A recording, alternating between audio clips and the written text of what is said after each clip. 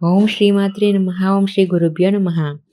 ఫిబ్రవరి 12 మాఘ పూర్ణిమను జరుపుకుంటారు. ఈ పవిత్రమైన రోజున అశ్లేష మాఘ నక్షత్రాల కలయిక జరగనుంది. దీంతో పాటు శివవాసి యోగం కూడా ఉంటుంది. మాఘ పౌర్ణమి రోజే లలిత జయంతిని కూడా జరుపుకుంటాం. ఆదిశక్తి రూపాలైన త్రిపురాత్రయంలో రెండో స్వరూపం శ్రీ లలిత త్రిపుర సుందరి. ఆమె శ్రీచక్రానికి అధిష్టాన దేవత, పంచదశాక్షరి మంత్రాది దేవత. బండాసురుణ్ణి వధించేందుకు మాఘ పౌర్ణమి రోజు శ్రీ లలితాదేవి ఆవిర్భవించినట్టు పురాణాలు చెబుతున్నాయి. మగము అంటే యజ్ఞం, యజ్ఞ యాగాలు, పవిత్రమైన దైవీ కార్యాలు చేసేందుకు అత్యున్నతమైనదే మాఘమాసం. ఈ నెల రోజులు ప్రత్యేకమే అయినా మాఘ పౌర్ణమి మరింత ప్రత్యేకం. దీనినే మహామాఘి అంటారు. ఈ రోజు చేసే సముద్ర నదీ స్నానాలు, పూజలు అపారమైన ఫలాన్ని ఇస్తాయని శాస్త్రవచనం. ఈ రోజుకున్న మరో ప్రత్యేకతే లలితా జయంతి. బండాసురుడు అనే రాక్షసుడు శివుడి కోసం తపస్సు ఆచరించాడు. తపస్సుకు మెచ్చిన పరమేశ్వరుడు ప్రత్యక్షమై వరం కోరుకోమన్నాడు. తనతో ఎవరైతే యుద్ధం చేస్తారో ఆ ప్రత్యర్థి బలంలో సగం తనకు రావాలని, శత్రువులు ప్రయోగించే అస్త్రాల వల్ల ఎలాంటి హాని కలగకూడదని బండాసురుడు వరం కోరుకున్నాడు. ఆ వరగర్భంతో ముల్లోకాలను ముప్పతిప్పలు పెట్టాడు బండాసురుడు.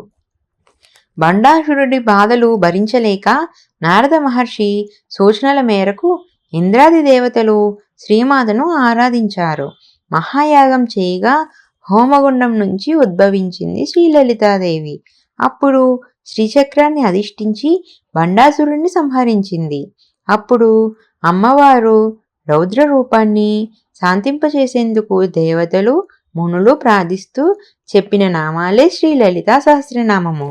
సర్వశక్తులకు మూలపూటమ్మగా లలితాదేవిని పూజిస్తారు. వర్ణవర్ణంలో ప్రకాశిస్తూ పాశాన్ని, అంకుశాన్ని, పుష్పబాణాన్ని, ధనస్సు ధరించి భక్తులకు అభయమిస్తుంది. భయాన్ని పోగొట్టి శాంతిని ప్రసాదించే తల్లిగా లలితాదేవిని ప్రార్థిస్తారు.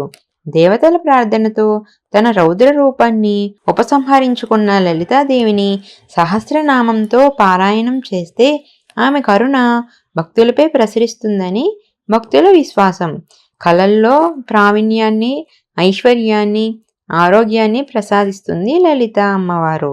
ప్రతి నెల వచ్చే పౌర్ణమి రోజున లలిత సహస్రనామం పఠించినా విన్నా చాలా పుణ్యం. అలాంటిది మాఘ పౌర్ణమి రోజు లలిత సహస్రనామం పఠించి లలితాదేవిని ఎవరైతే పూజిస్తారో వారికి లలితాదేవి అనుగ్రహం ఎల్లవేళలా ఉంటుంది. శ్రీ లలితాదేవి నమో నమః. ఓం శ్రీమాత్రే నమః.